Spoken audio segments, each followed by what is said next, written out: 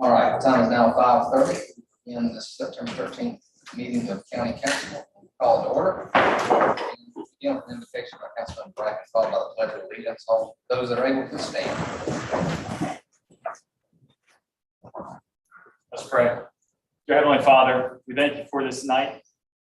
We thank you for the many people that have come out tonight, and we just pray that you would bless our meeting and you would give us wisdom to know how to tackle the issues that will be presented to us tonight. I pray for not only our local leaders, but our state and nationwide leaders, that you would give them wisdom and give us direction. And Lord, that we would come together in a way that we have not seen since the events of 9/11, that you'd use what is happening in our country today to bring us closer, not further, closer together and closer to you. I pray all this in Jesus' name, amen. I pledge allegiance to the flag of the United States of America and to the republic for which it stands, one nation, under God, indivisible, with liberty and justice for all.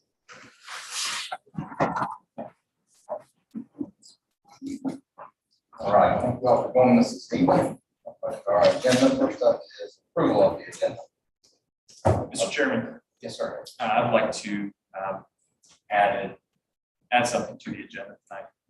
All right. Discussion and I guess an update on the waste management discussion that we pitched to committee. All right. We never officially got in the committee report on that, I don't believe. We'll put that under old business, letter E. Discussion and update on the hazardous waste correct ordinance.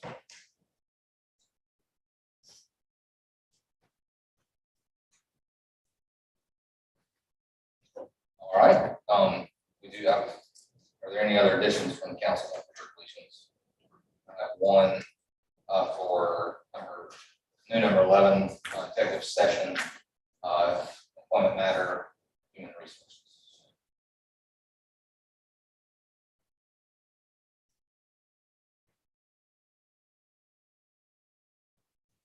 All right. And then also,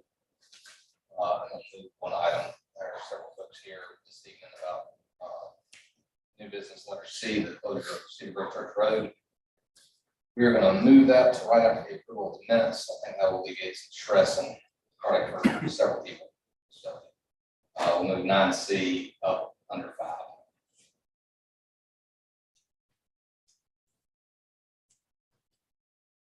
Any other additions or deletions? That's for a motion as amended. Motion to approve as amended. Motion by Mr. Ryan, second by Mr. Carroll. All those in favor, please raise your right hand. All right, next up, we have approval of minutes. We have several sets. One is the August 23rd regular session, followed by the August 18th and June 30th Committee on Health and Emergency Services. Motion to approve the minutes for August 23rd, 2022, August the 18th, 2022, June the 3rd, 30th, 2022. Very much, Ms. Clark, followed by the second, by Ms. Carroll. Is there any additions or deletions to the minutes? Call for a vote. All those in favor of approval of the 3 sets of minutes from August 23rd, August 18th, and June 30th, 2022, please raise your right hand. 6-0. All right, before we jump into the discussion on Cedar Grove, I'm going to take on the personal privilege to recognize one of our employees. There's someone that's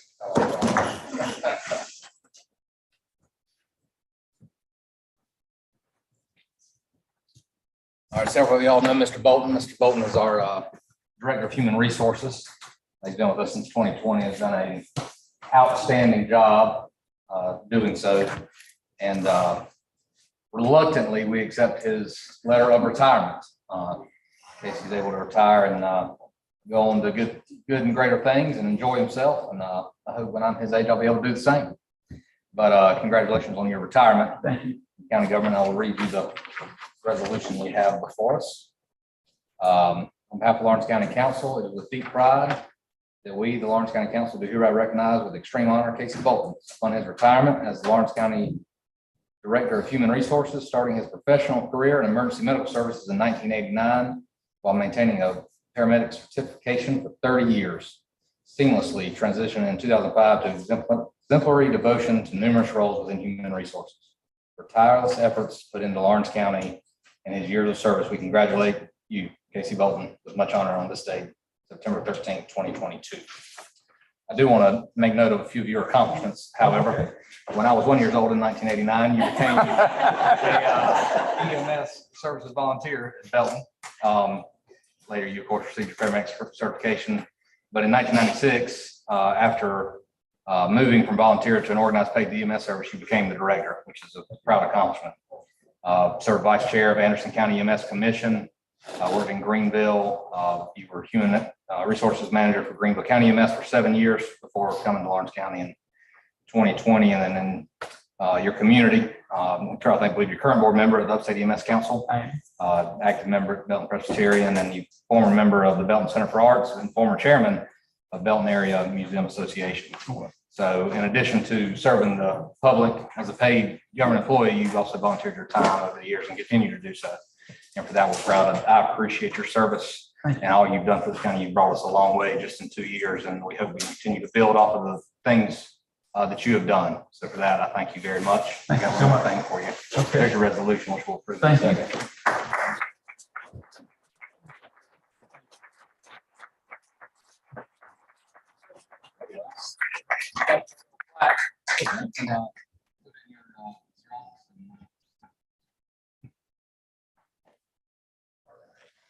We very appreciate you and wish you all the best in your future endeavors. Thank you so much. Yes, sir.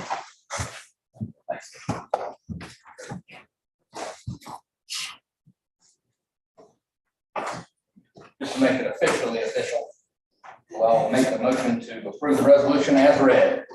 Motion to approve. We have a motion, Mr. Carroll. Second by all of the above. All those in favor, please raise your right hand. Awesome. Thank you, Casey. Thank you so much. All right, next, the letter 9C that we moved up, a quick discussion before public comments, just to alleviate some concern. It's all in the back of your packet if you want to take the paper out, work out. There was a request filed, motion filed to close a section of Cedar Grove Church Road, which is in the, down in Waterloo, South Carolina. It pretty much connects Indian Mound over 221. That road is vitally important to this county, in addition to many of the community members here this evening. Our fire services use that road, our EMS services use that road, in addition to many of our constituents. I will ask for confirmation, but it's my understanding that that motion to close has been withdrawn. They have not officially withdrawn yet. We have filed an answer on behalf of the county outlining that EMS, Sheriff Department, and fire were expressing an objection to it, not to exclude all of the neighborhood and folks that attend that church. Customarily, if the county opposes the closure of the road where the state maintenance ends, the court will not grant that. We were waiting on official confirmation Dave did not get it. I would let the folks know that the hearing at this point is still on go for 9 o'clock on the 20th of September at the main courtroom at Hillcrest. I will try to get word out to some of you, and y'all can pass the word around. Gina, I'll probably get it to you if you can help get it out. If they cancel that hearing, which I fully expect that they will. But one way or the other, I think at the hearing, if it goes forward, there's pretty well zero chance that the court would grant closing the road with the number of folks that are here, plus the fact that our emergency services oppose closing. We, the county, you on the county have officially filed protection. Yes, we have. And I have talked with the plaintiff's attorney, and he understands the position. And he had a right to file the action because his client owns property on both sides of the road.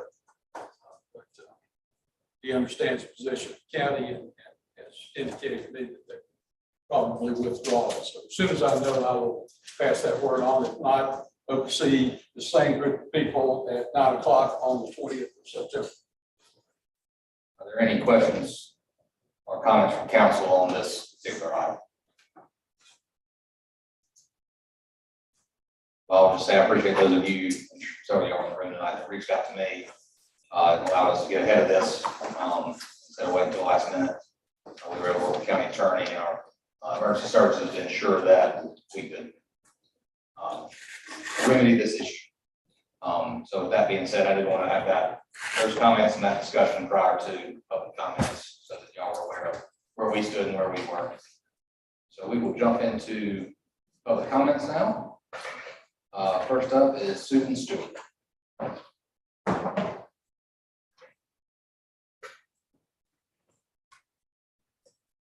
I am Susan Stewart, 399 Stewart Road, Fountain Inn, Lawrence County, and I'm a member of the Lawrence Residents Quality Rural Living Incorporated. I would like to update you on my investigation and concerns about the human constructed mound and the abandoned cemetery built on top of that mound on the proposed Ridgeway subdivision on Hunts Ridge Road, Fountain Inn. First, I have now discovered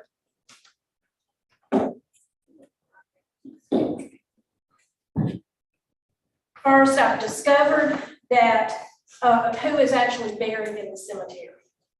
They are Gaylords, and they first occupied the property in the early 1800s. The Gaylords were slaves, and they were the children of the early white landowner, Mr. Franklin W. Gaylord. After the Civil War, Franklin Gaylord continued to support his free family, maintaining 2 households on that property. When Franklin died, he left all of his property to his wife and his former slave, Francis, and to their 6 children.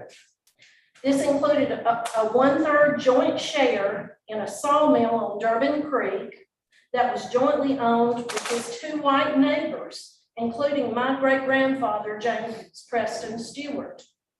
One son, James D. Gaylord, is the name identified on that one headstone that we can read on the cemetery site. James Gaylord grew up working in the sawmill on Durbin Creek.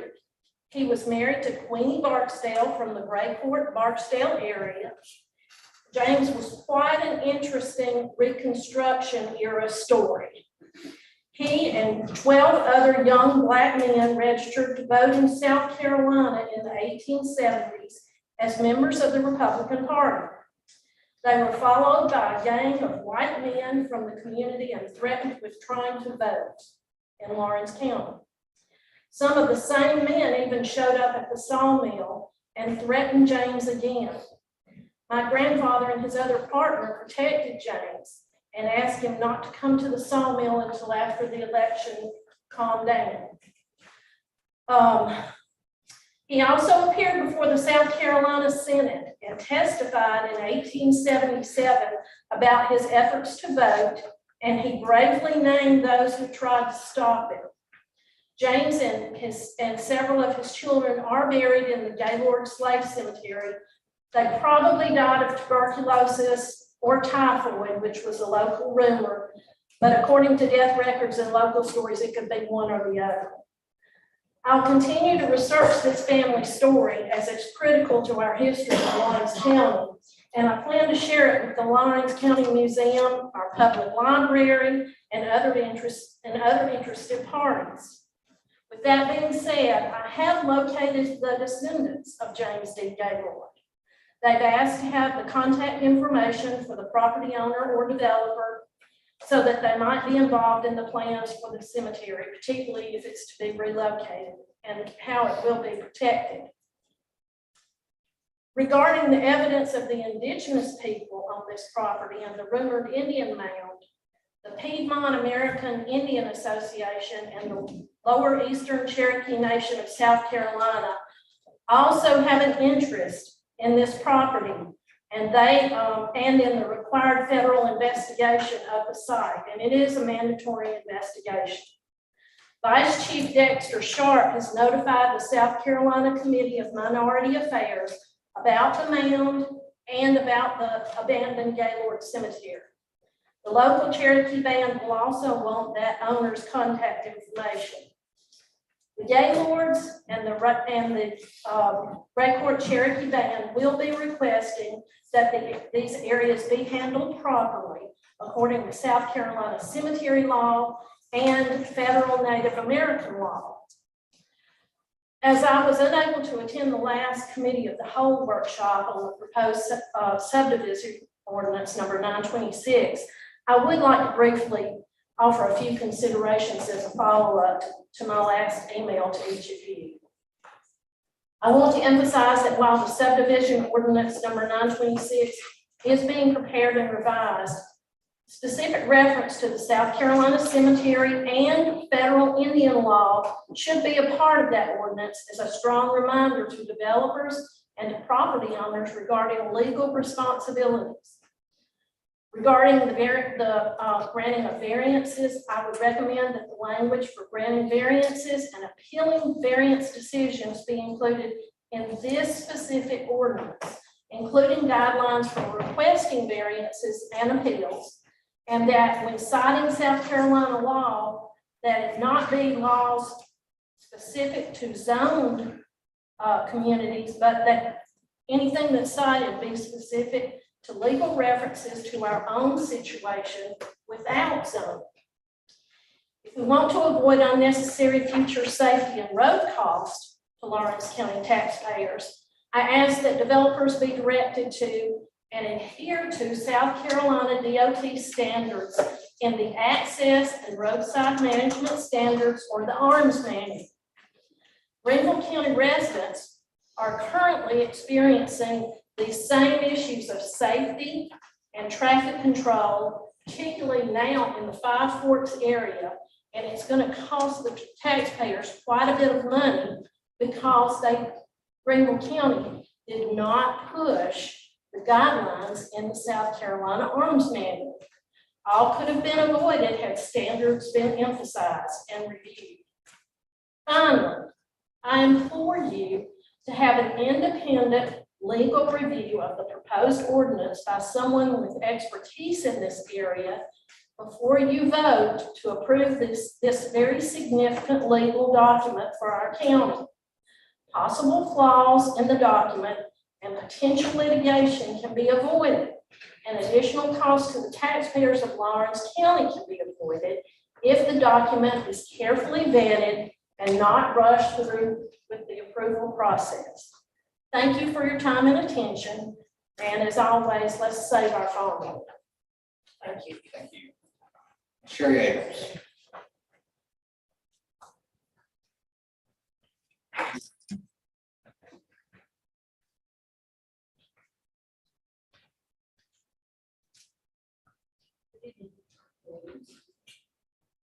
Thank you, Chairman Patterson and council members for the opportunity to use our talents and to provide information to a group that's willing to listen in our government today. I'm part of the group that lives off of Cedar Grove Church Road. I moved down there with my family in 1970, so I know that road has been in operation since that time. There's been good times and bad times on that road. But right now, it's a good time on that road. The county has done an excellent job within the last 5 to 7 years of upkeep on that road. But we, these people right here, community people, church people, friends, neighbors, were very concerned when we found out that that road was going to be closed. First of all, because of safety. Services come from the Waterloo area, and we're just a few miles from Waterloo.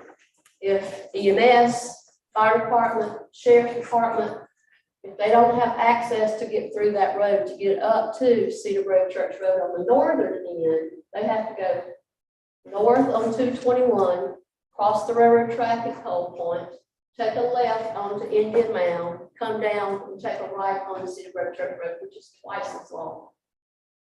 So the safety is the most important thing that we are concerned about. And we appreciate what we've heard here tonight. It makes us feel very good because we felt like David against Goliath here for a while. But I've reached out, I've talked to the SCDOT about the number of vehicles on that road. We've talked to EMS, we've talked to Sheriff Department, we've talked to Dale Satterfield, Tim Stoddard, and they've been very supportive, and we want to thank you for being supportive to keep our quality of life and our safety in mind. Thank you. All right.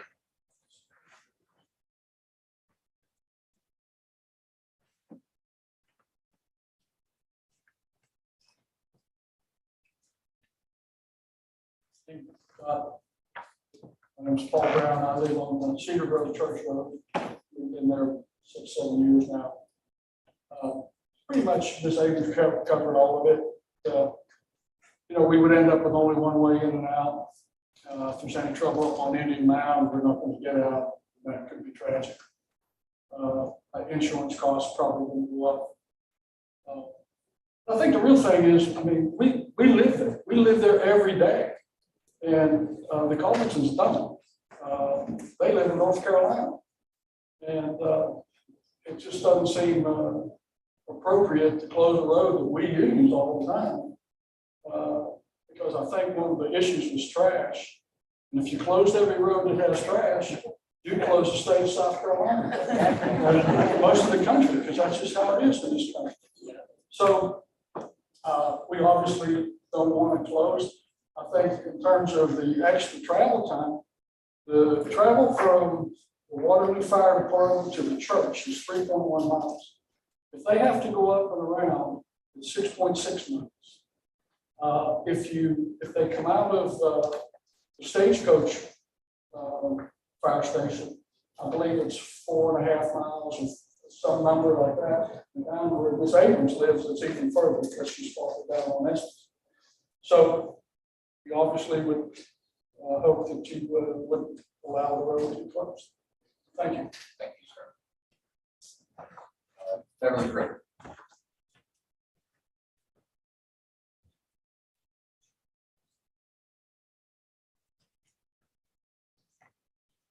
Good evening. Thank you, council, for allowing me to speak tonight. My name is Beverly Griffin, and I am representing residents in my community concerning litter. We live on Pine Haven Street Extension, Ward 3, Silver Road, Ward 4, and Ward 5.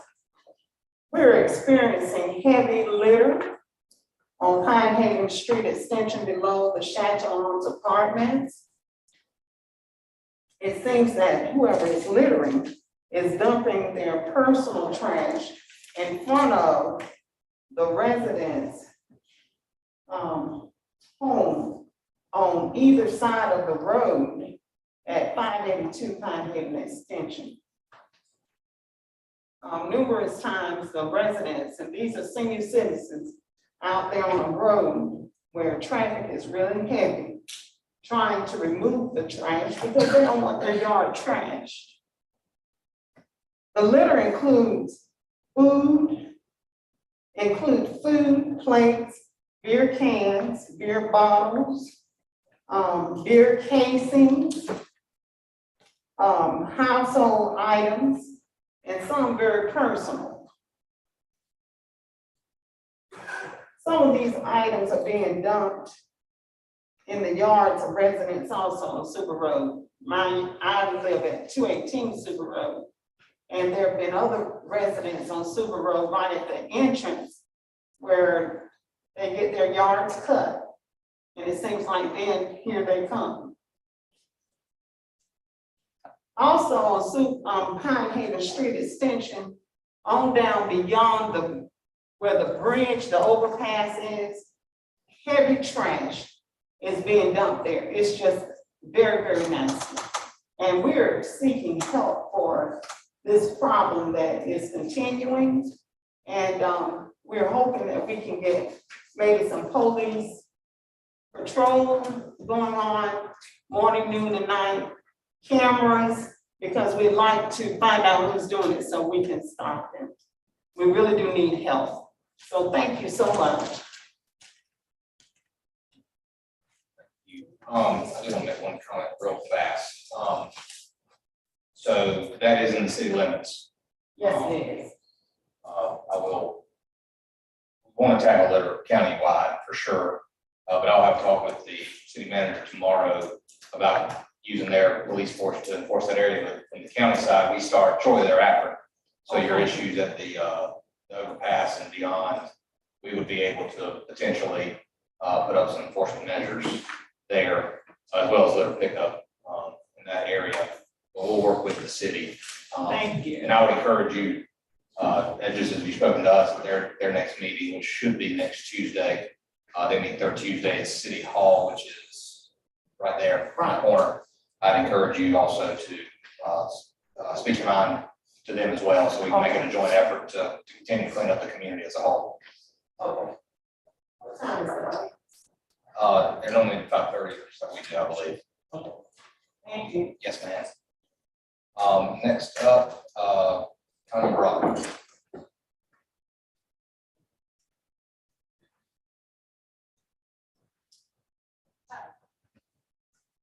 What I'd like to speak about tonight is a little bit on ordinance 926.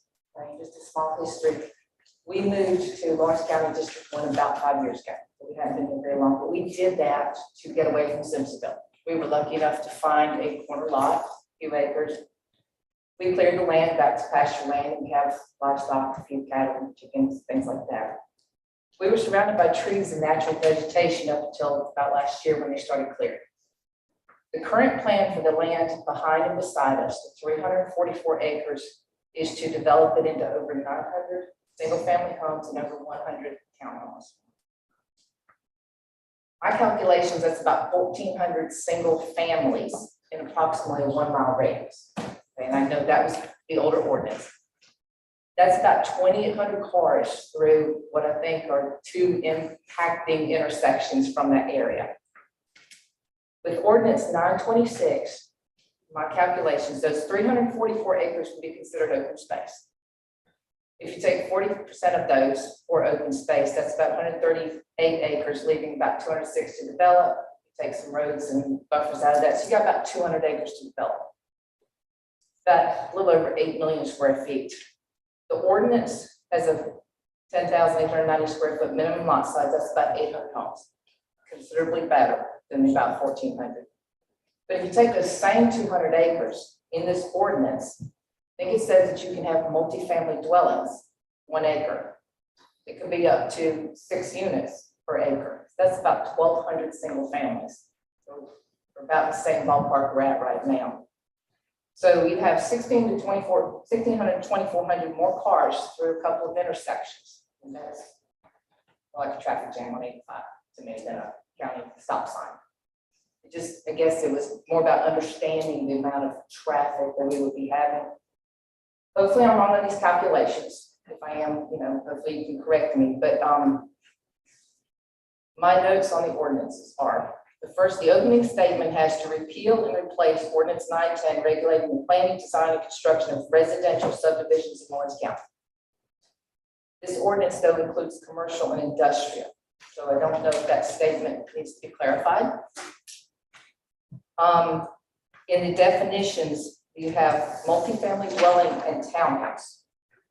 Don't know what the difference is, except the townhouse says each dwelling unit is located on a separately platted lot. Thinking that might apply to both. I don't understand the difference between the two, or if that needs to be clarified. Section 8566, combination of non-conforming lots.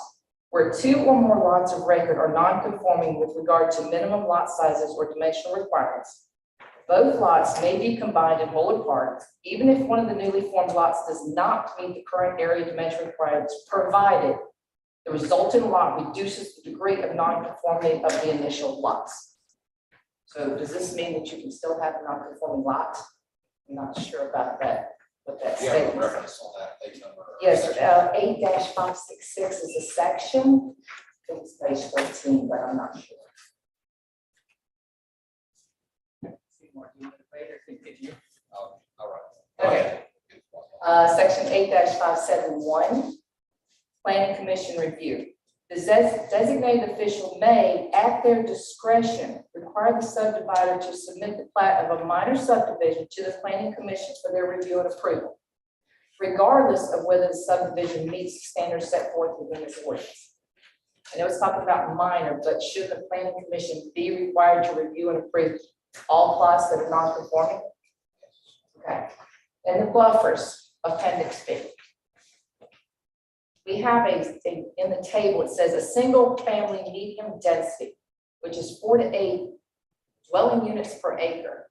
I'm not sure that in this ordinance, we can actually have 4 to 8 dwelling units per acre for a single family. I just don't know if that line needs to maybe be looked at. It also has mobile homes and RV parks were proposed in the table, and I thought we took them out of this ordinance. So that's an appendix, sorry, that's an appendix. So that same appendix will be in other ordinances. Okay. And then all existing land uses for agriculture and residential estate should require a D1 buffer.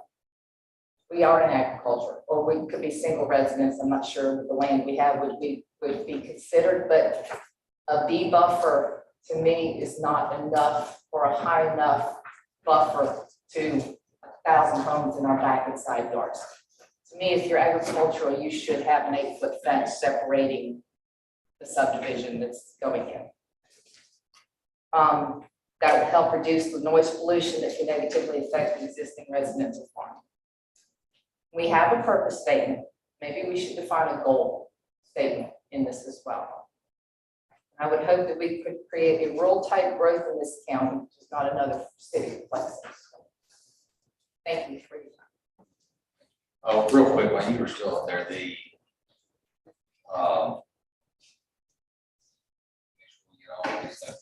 page 13 on the. That's all your concerns matter. Ms. Patton, I might not have the same copy you have, so. But, Well, that's, so like the section numbers, those don't exist. oh, they don't exist No. anymore, okay. It's like it's supposed to, like that, the drafts had sections in them, I'll give you that. But we want this in the most pure form we could get for second reading. It has the true section numbers like it's supposed to for an ordinance. Okay, So, it was titled combination of non-conforming lots. That's still, okay. Non-conforming lots of record, does that sound right? where 2 or more lots of record non-conforming with regard to the lot size. Mr. Chairman, that's on page 14, the new ordinance. I see it's 13, yeah. So that is section, or division 3, section.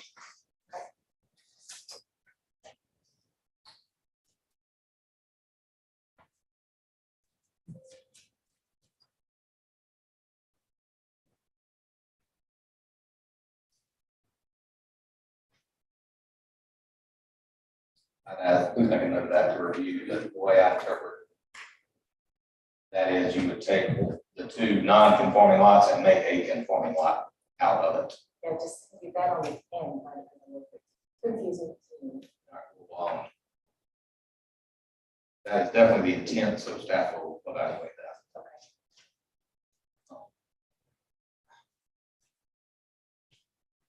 And we'll just get her talking here in a little bit. Thank you so much. one more, Mr. County Mitchell.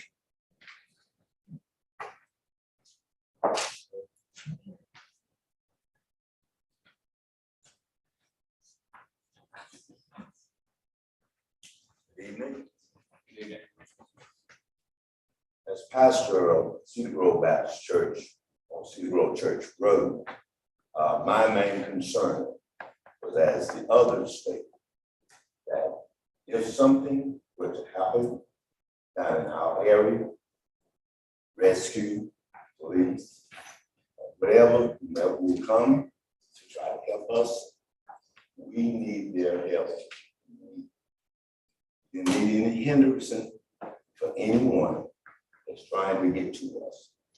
That's my concern, that we came here. Thank you for listening to me.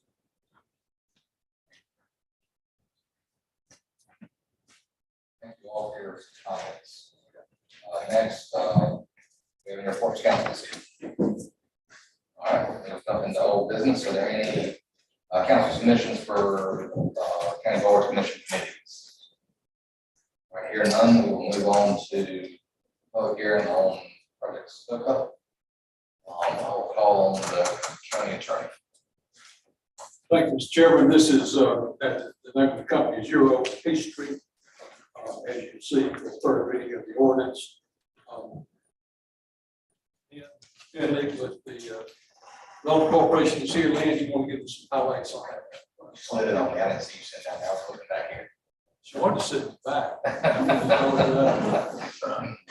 Thank you, Mr. Chairman and Council. I just wanted to be here tonight just to give you a little bit more information about Project SOCA. The company name is Euro Pastry, and they are a global leader in baked goods, and they actually serve more than 80 countries worldwide currently.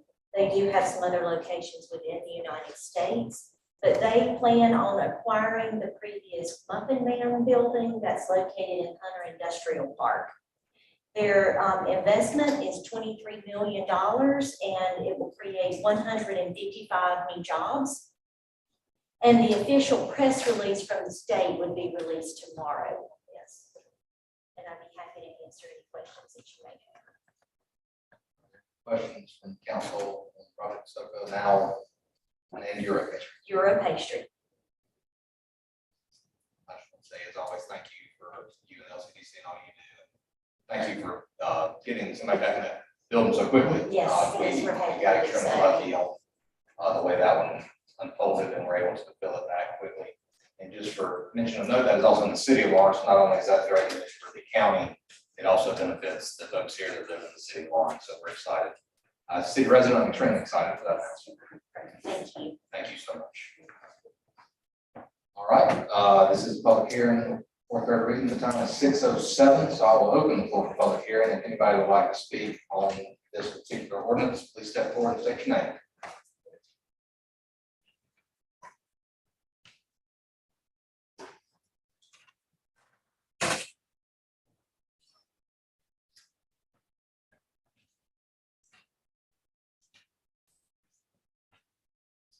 All right, seeing no one, we will close public hearing.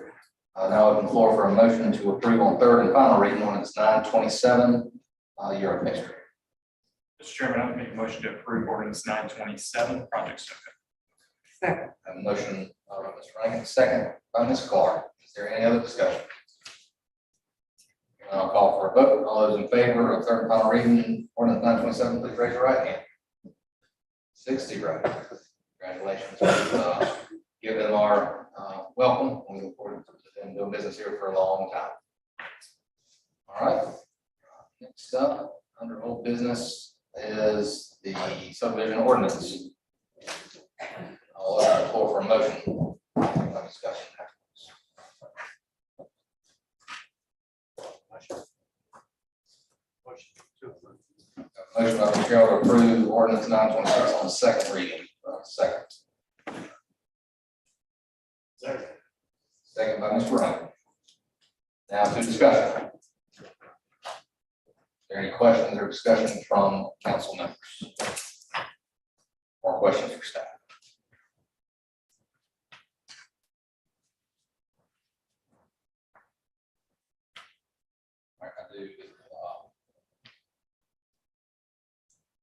based on a few comments mentioned tonight, as well as some emails we have received. I want to make sure, Mr. you read those and statement, make sure it's proper.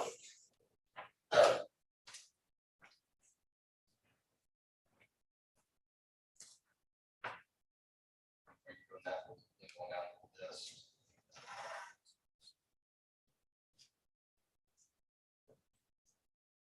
Or you read that, I'll make an amendment that I hear today. Discussed this in multiple prior meetings. Lot bits, 2 meetings ago, I believe it was, Mr. Satterfield gave us some comments on page 28 of the 9.6 ordinance. Lots with public water and septic tanks. It has been 25,000 square feet for district.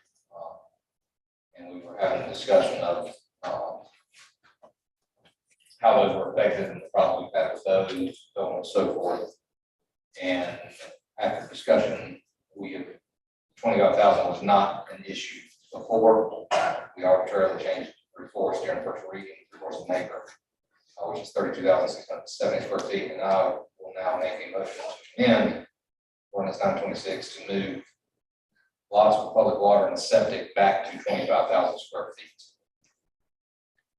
I'll second that. Motion and a second. Is there any discussion? That is what it was in 910, correct? Correct. So the only change to this entire table from 910 will be the change on public water and sewer to 21,780 from 8,000. There's no further discussion on the amendment. We'll call for a vote. All those in favor, please raise your right hand. Amendment passes 6-0.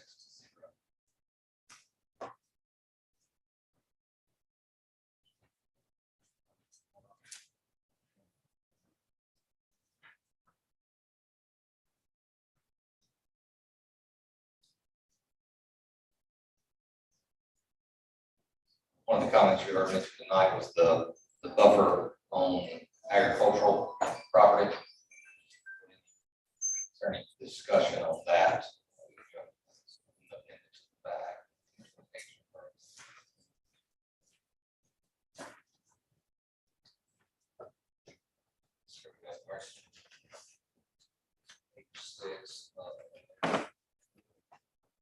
Interesting.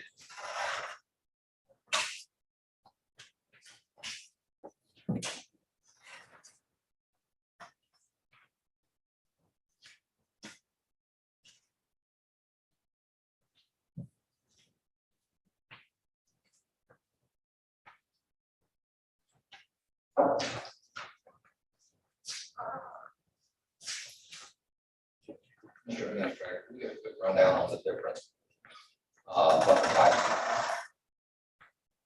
DCD, D2D1.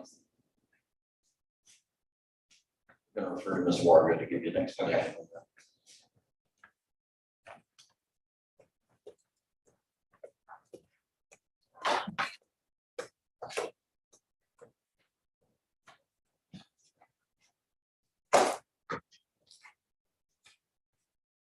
Page 6 of appendix D.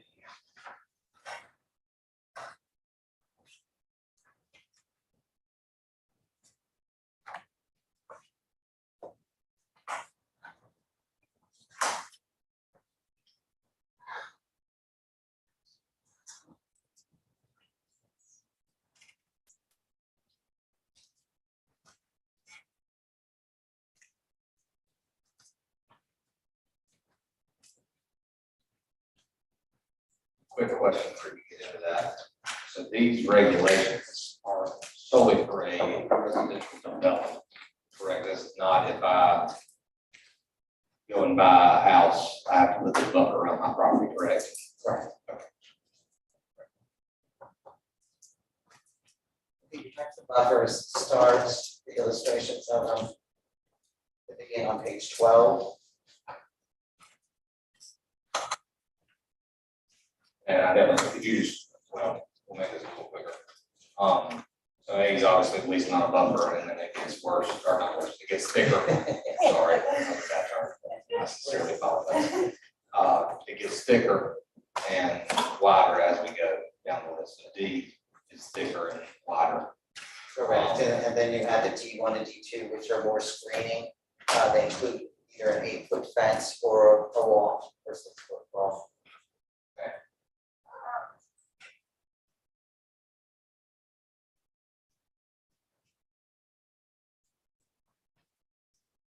So, this chart is in line with other counties, I'm assuming. Yes.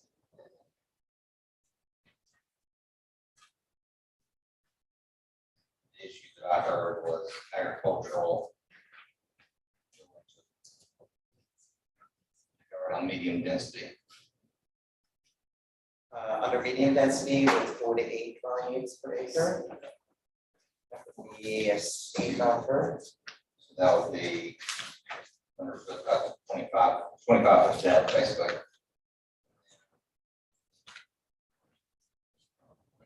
Ensuring large trees, 7 feet on center, 19 to 20 understory medium maturing trees. Perennials, 100 foot, 2 rows, 25 feet on center, grass and native flowers. Correct.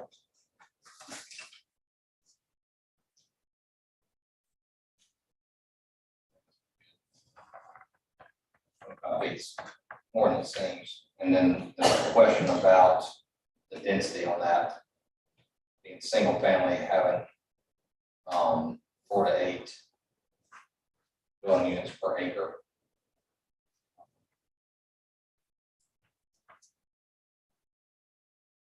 Is there an example you can think of that required, that would be more than 4, a single family? I think the way we have it currently written, the most you can have per acre would be 4 with a single family of a open space subdivision. Is that correct?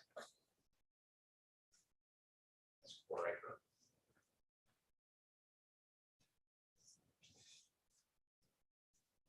Multifamily, I think, get a few more in there, but single family. And this is an appendix. So my only question would be, with that, we have another section about homes. The only place I can see that being more in mobile home subdivision. But in the single family residential, I think 4 is the most that we can have in an acre. Now, if we saw in the future that that could change, I guess with this being an appendix, it can live, but I think with our current ordinance, the most we can have per acre is 4. That would be the absolute most. I believe that's correct. It's also something that staff can take into consideration during the review process, if we feel that the density or the type of development is a little more intense. We can suggest a different type of buffer, a larger buffer, along with a wall or fence. All right, and then the other thing I wanted to address is brought up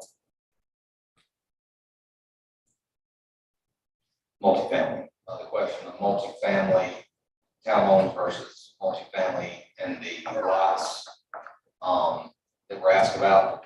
So multifamily would be like an apartment complex, or one thing it does also include duplexes, so on and so forth. When you get to townhomes, depending on how they're set up, because they can be rentals and one person can own them all. But if you bought a townhome, you're buying basically inside the studs, the way that usually works. Condos is the same way. So having 6 units, you can have 6 different flat properties in one building, because the person would own their own townhome, even though it touches their neighbor.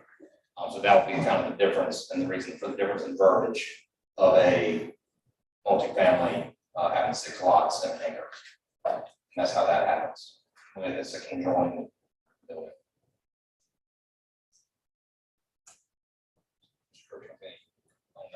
Well, there is reference in the ordinance, obviously, to commercial development. Whereas the main emphasis of 926 is residential subdivision. Kind of two ways to skin the cat, I guess. You can take out the word residential title. Title is just the title. The guts of the ordinance is what controls. But without, so as not to mislead anybody, you can take out residential, take that one word out, or you can remove the references to commercial subdivisions from the ordinance. And have something stand alone with regard to commercial properties versus residential. I think the better way to do it would be to remove the commercial and let it stand alone, since there's very little reference in the ordinance to situations with commercial. There's also many references to subdivision of property, what I call big S, little s, subdivision being lots of houses, or subdivision taking your 10 acres and cutting it into 2 5-acre lots, which would be a little s subdivision. But whichever way council would prefer, I think that eliminating the commercial aspect would certainly lessen the opportunity for confusion with regard to what the ordinance is intended. Just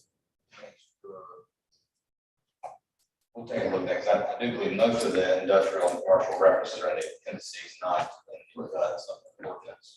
Yeah, they were moved out of the part of the ordinance. Between now and the third reading, continuing your taking red, so we know what's done. If you will, please go through this and let us, if you see a need, please go ahead and move into their own ordinance, I guess, if you see a needed. But make a note of what the references to industrial and commercial, because I agree with the attorney that this is more geared towards large subdivisions and private property plots, not industrial development.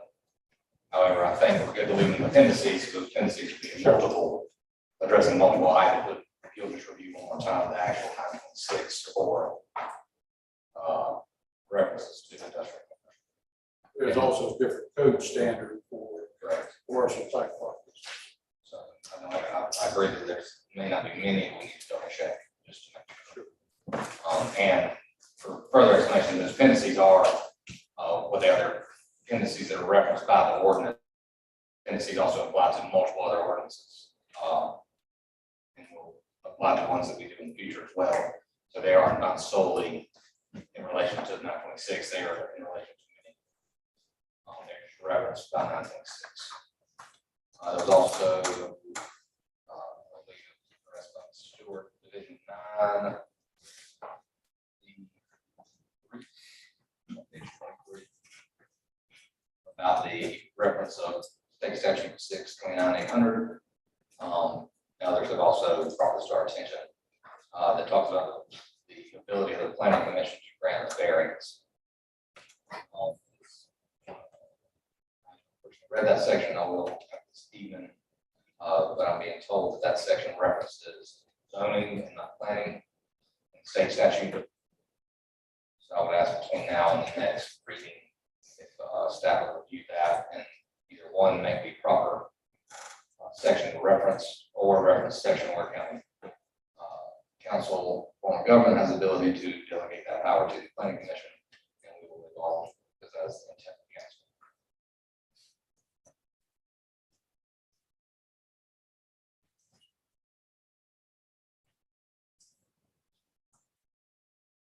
That's all I have jotted down to that I care to address. Are there any other questions, comments, concerns, questions for staff, questions for the attorney? Comments in general for ordinance 926. Mr. Chairman, I would like to thank your leadership on this, and really every council member that's up here that has listened to our constituents that have brought forth great concerns and been with us every step of the way. It's not been easy done a lot of hard work on that staff, great job putting this together. Really diving into the nitty-gritty details of this. But again, it's a huge step in the right direction for our county, a lot of great significant upgrades that will benefit citizens of Lawrence County for many years to come. So that's all I have. Thank you. When you talk about townhouses, does that fall under commercial as far as buildings go? Or is this? I'm trying to figure out what we're talking about townhouses being commercial, residential, that is all. It's considered residential. It's under residential. So townhouses are under residential. When it comes to the subdivision process, I assume there are different building codes when it comes to physical structure of building. Yes, sir. Townhomes are residential, but they're followed under the commercial code. Right, and when it comes to the physical codes of the building, they have a stricter requirement to be built as far as subdividing property that we're dealing with. It's a residential dwelling. Does that answer your question or make you more confused? Yeah, in a way it does, yeah.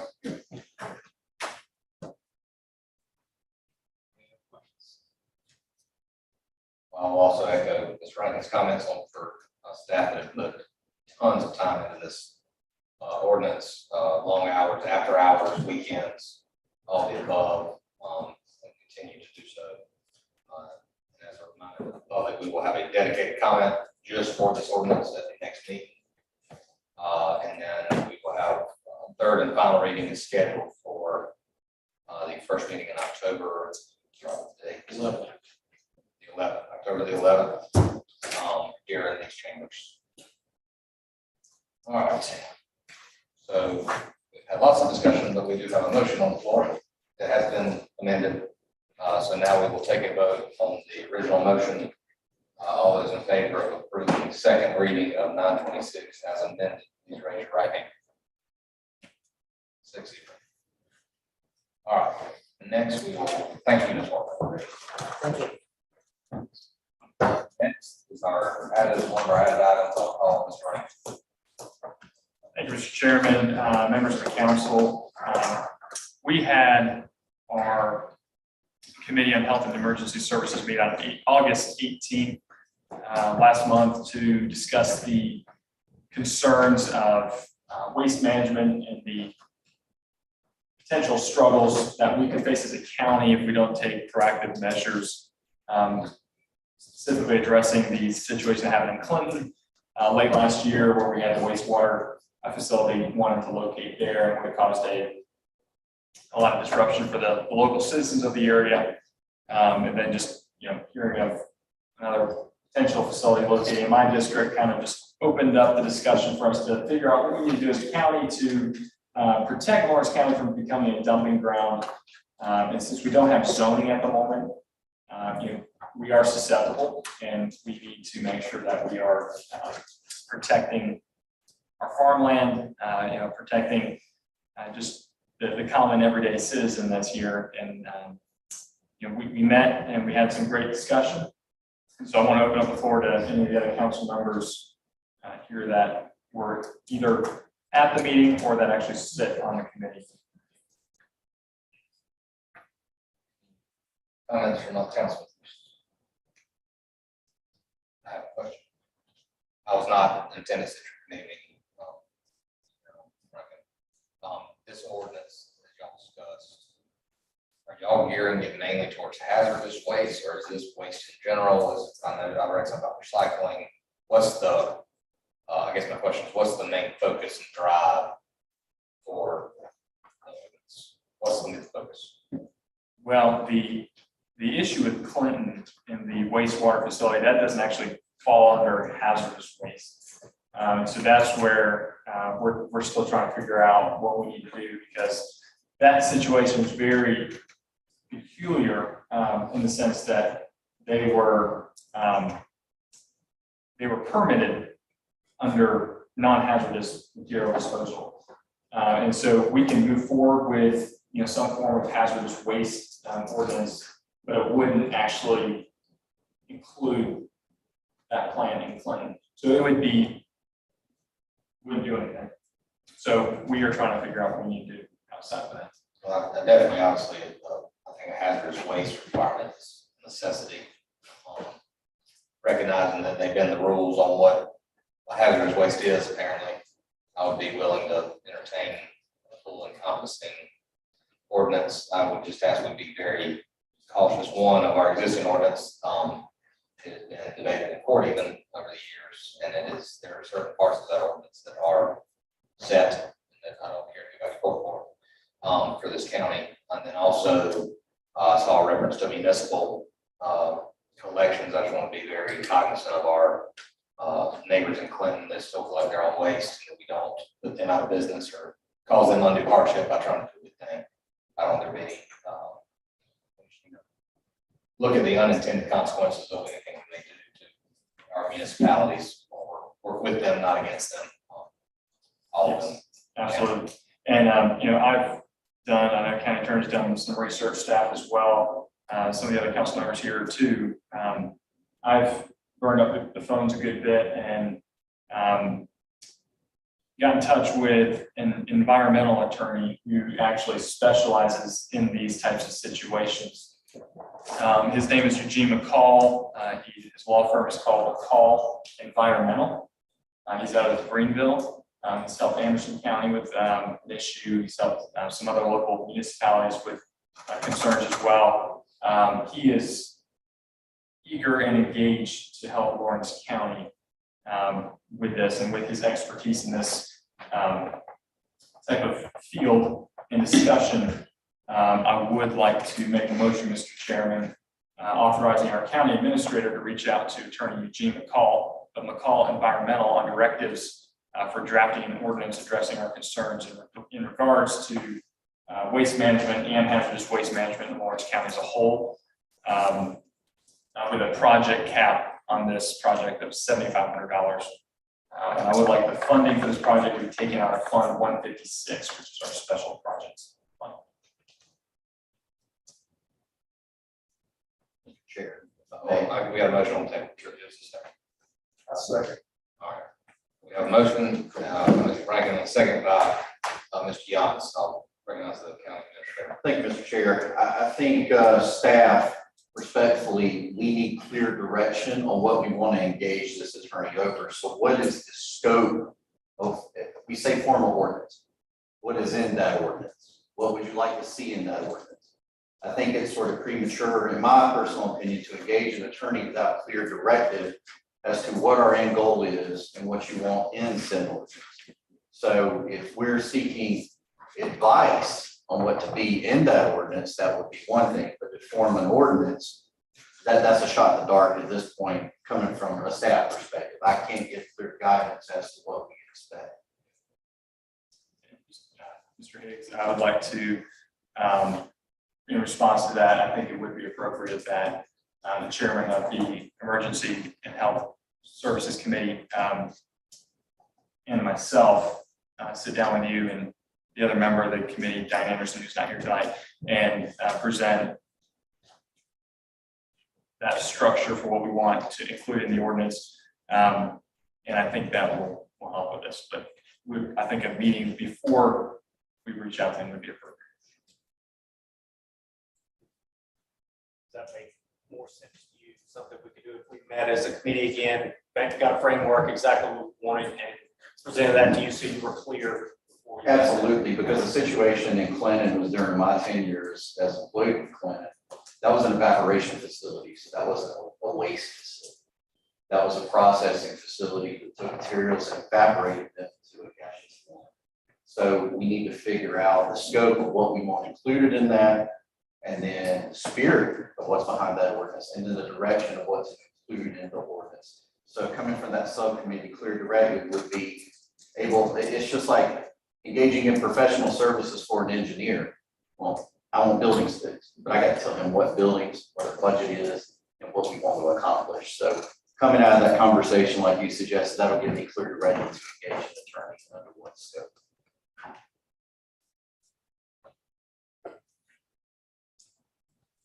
Any other discussion from the council members? I'll agree with what's been said so far with maybe narrowing down that scope work.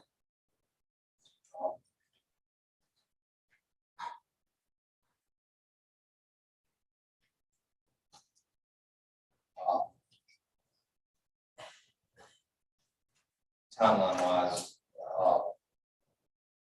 we need to specify that we are going to wait to engage or allow the county manager to engage after a meeting or Committee meeting would necessarily be needed. or you just won't have it. We could add a clause in my motion pending meeting with the county administrator to narrow down the structure.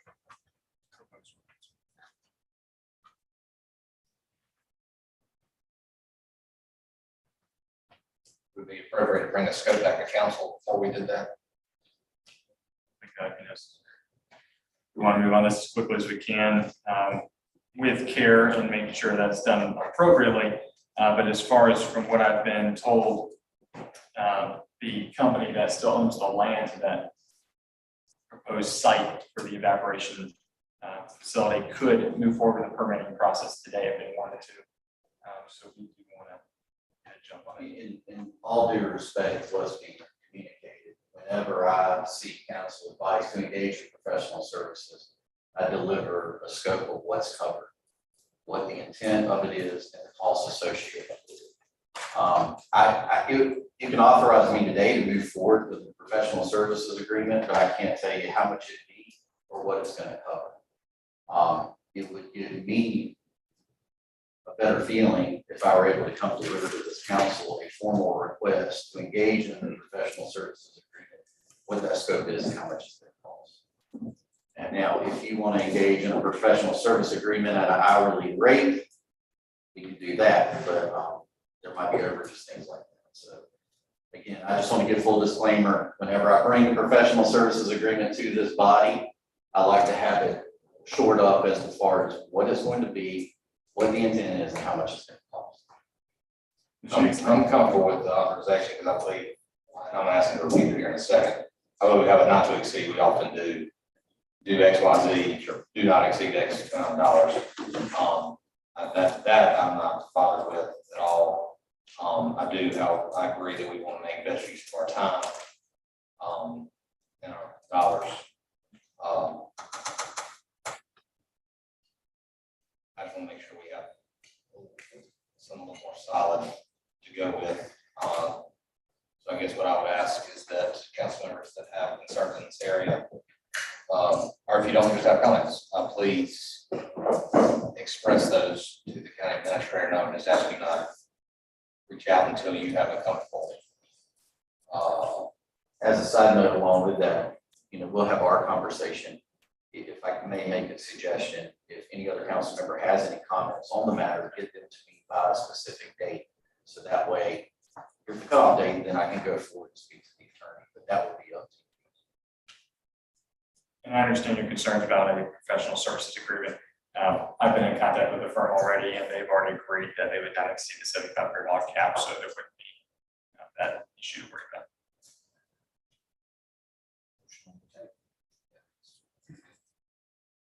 Well, there was a request for amendment.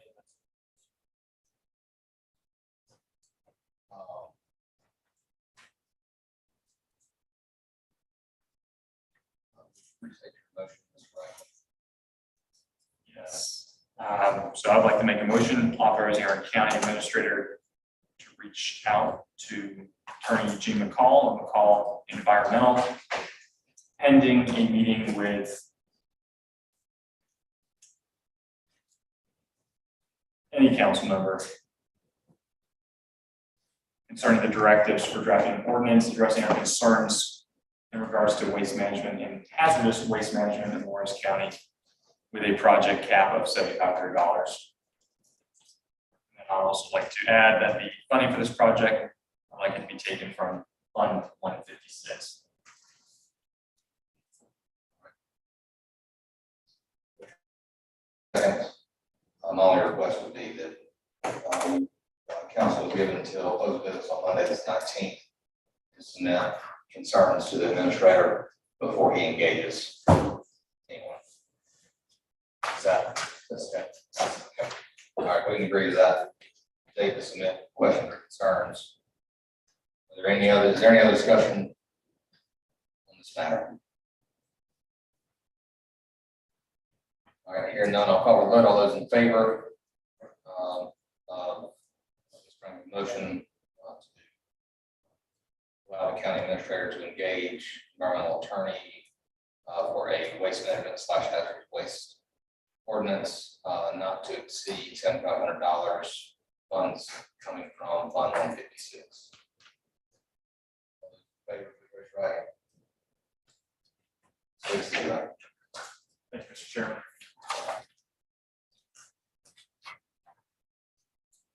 Next up is new business, resolution 2022-40C, an easement to Duke Energy. County attorney. And I'll pass that ball on over to Mr. Satterfield. Thank you, Mr. Chairman, Council. This particular item relates to one of our capital project, sales tax projects, which is moving along quite well. And that is the Lawrence County Sheriff Department's evidence intake and storage facility. That construction is now in the drive, and the interior electrical work is near completion, if not complete. And this request is to grant an easement to bring the electrical facilities to the building to serve the business. So we recommend this adoption.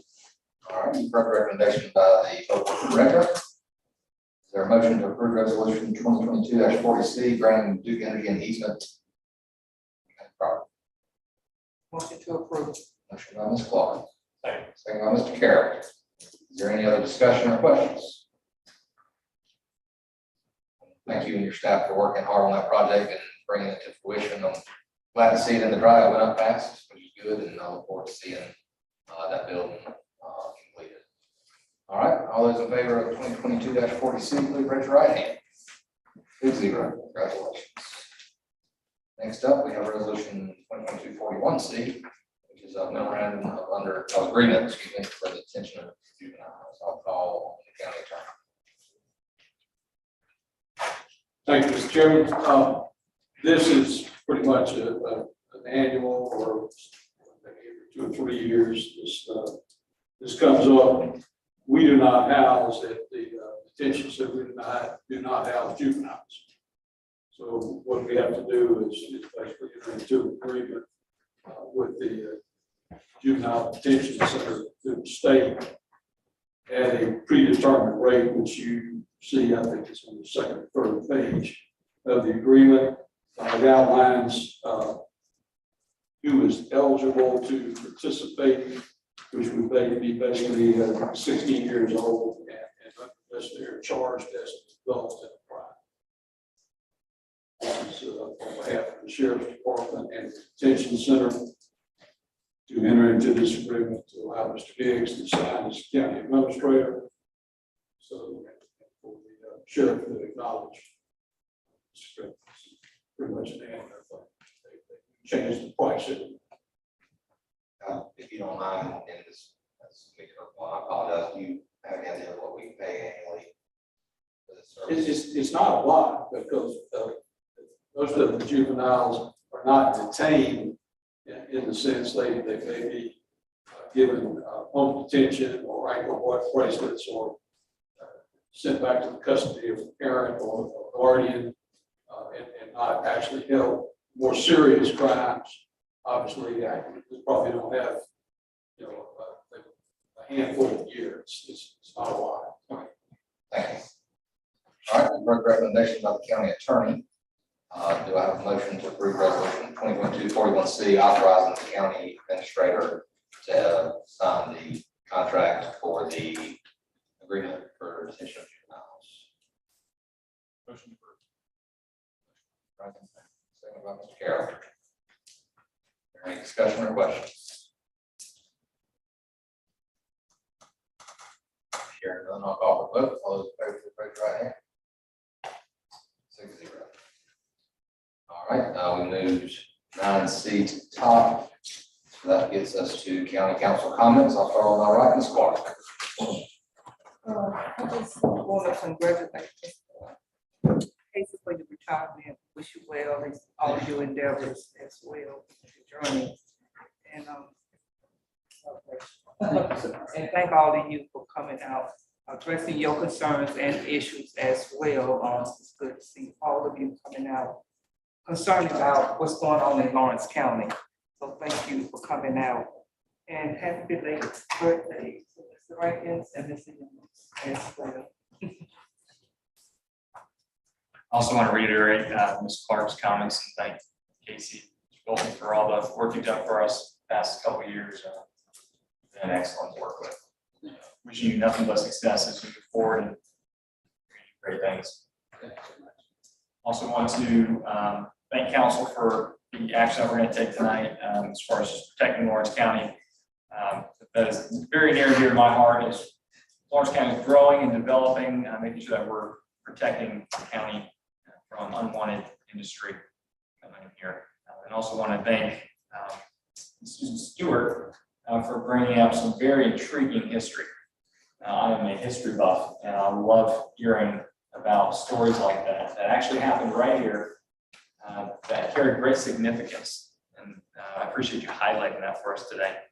And I want to thank everyone else for coming out and speaking your piece about the ordinance, road closure, and just understanding that we here are here to listen to you. And I appreciate you guys speaking so forwardly and frankly with us on your concerns. Mr. Crowe. Nothing, Mr. Chairman. Mr. Giannis. No, sir. Mr. Carroll. Just a few things, those that came out on the road closure issue, thank you for speaking to the public. I know several people reached out to me. And we want to assure you the county on your side and hear your concerns. I believe they're very valid and taking action to remedy the situation. That road serves a vital part of our community, and we want to ensure that it continues to do so. Mr. Bolton, thank you for your service. I don't have enough time to go over all the great things you've done since you've been here, but I would like to highlight a few. Our employees should be grateful. You saw us through the personnel policy. You implemented a new software system that does payroll while it's had its hiccups. It's going to be a great asset to this county for many, many years to come. You saw us through a pay study and rate increases for our employees to bring them to where they needed to be. We can argue that should have been done a long time ago, but we're grateful for your leadership in bringing that to fruition. While you were here, you have accomplished phenomenal things that we would not have been able to do without you.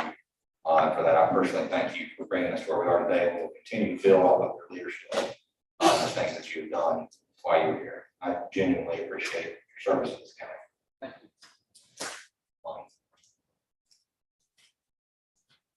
Just want to thank all the hard work we've done so far on the ordinance. We continue to revise it and continue your concerns and address those concerns as we receive them.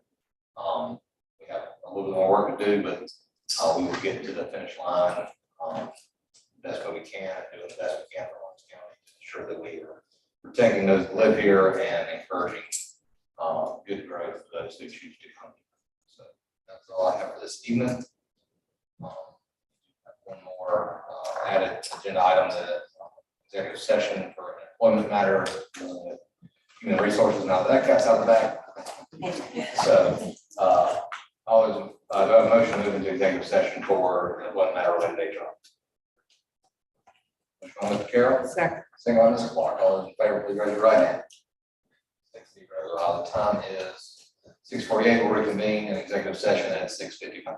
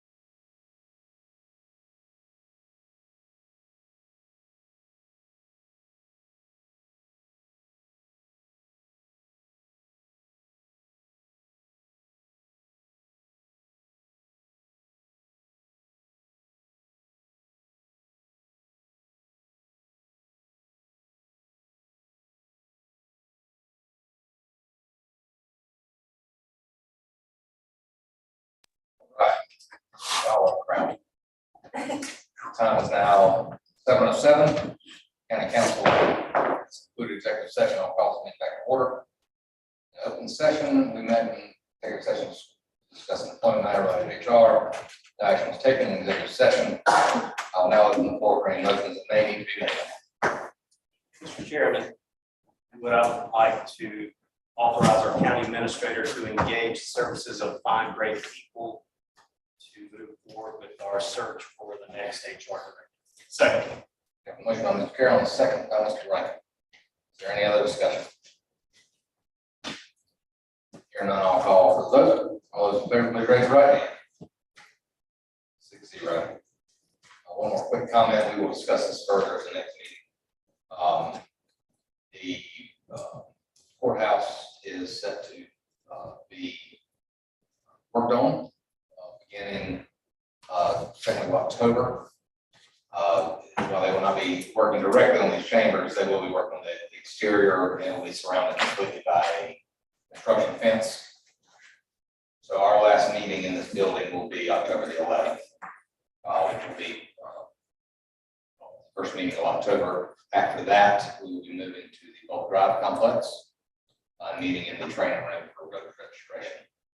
We will work with them on setup and tear down and handle all that way. But that is a adequate facility space wise. It doesn't impede upon other departments.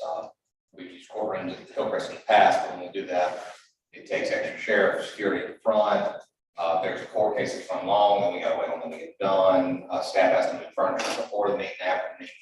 It will just simply be easier and less burden on our staff to meet at the Bulk Drive complex now that we have that beautiful facility to use. It has that facility for executive session, in addition to regular council meetings. We're not intended for that use, but it's coming quite handy already. So we look forward to us moving down there. Second meeting in October will be our first meeting down there. Mr.